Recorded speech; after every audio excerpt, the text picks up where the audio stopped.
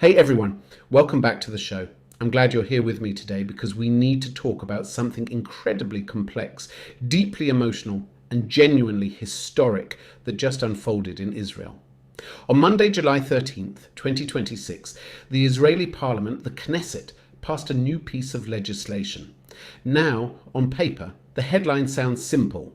Israel passes a law declaring Torah study a foundational value of the state.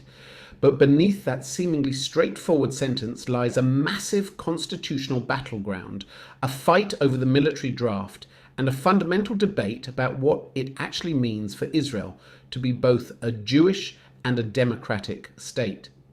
If you've been following Israeli politics, you know things are rarely simple.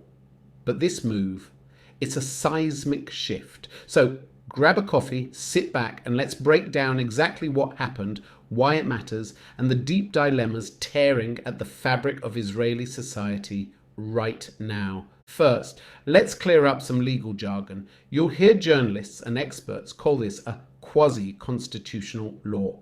What does that actually mean?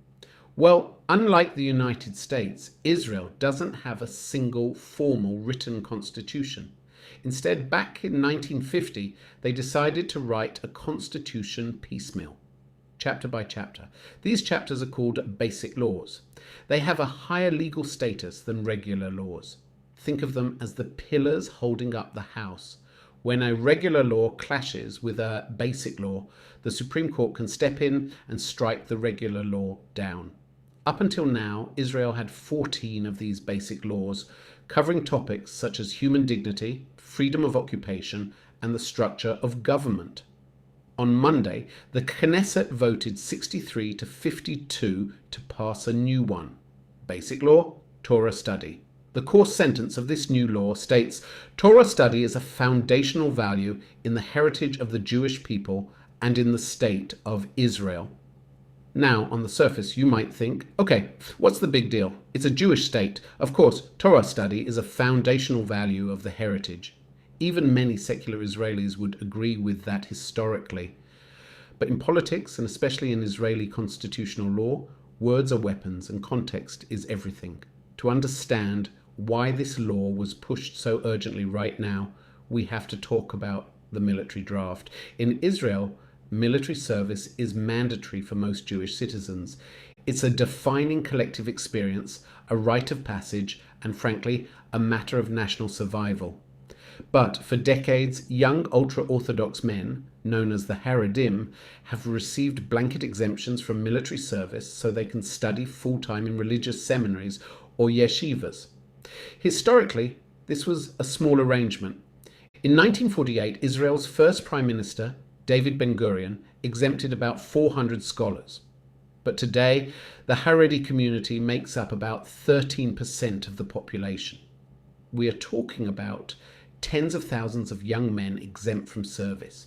For years, the secular and modern Orthodox majorities have argued that this is fundamentally unfair.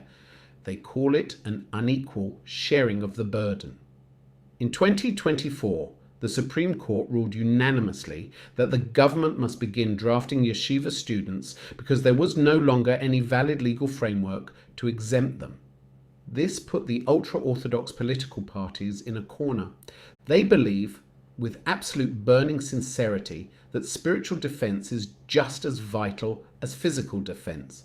To them, the physical state is protected by the spiritual shield of continuous Torah study. So how do they bypass the Supreme Court's ruling on equality? By changing the rules of the game, by passing a basic law. The strategy here is quite clever, albeit highly controversial.